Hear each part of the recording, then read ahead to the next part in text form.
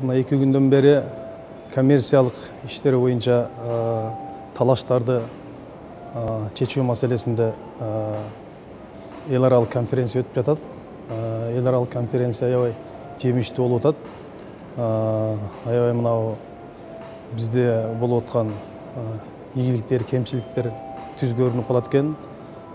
Кайсы өлкөлөрдө кандай жетишкендиктер бар, кандай кемчиликтер бар, аябай бизге жардам берди. Алып айтсак, ошол эле аткаруу өндүрүштөрү боюнча мисалга алсак, Казакстанда, Өзбекстан, Тажикстан, коңшу өлкөлөр, Россияда кандай жетишкендиктер бар, кандай кемчиликтер бар, биз кай жагын алсак өзгө пайдалуу болот, аябай талдап алдык. Мисалга алсак, Эстонияда аларда мамлекеттик сот аткаруучулар жок экен, баары жеке сот аткаруучулар, частный болуп эсептелет экен.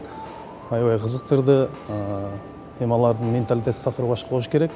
Ошол эле салыштырып карасак, биздин Өзбек республикасында коңшу, аларда такыр башкача экен. Мажбурлап аткаруу бюросу деп Генеральный прокуратуранын алдында түзүлгөн служба экен. Аларда мына жакында эле бир жарым жылдай болуптур түзүлгөнүнө.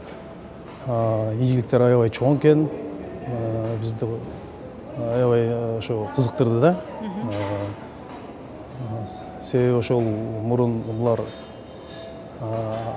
юстицияга карамагына баш ийишкен. Азыр ошо Генеральный прокуратура өткөндөн кийин, карап калгандан кийин аябай иштер алдыга жылды дейт. Мамлекет тарабынан каржылоо дагы аябай жакшы жолго коюлуптур.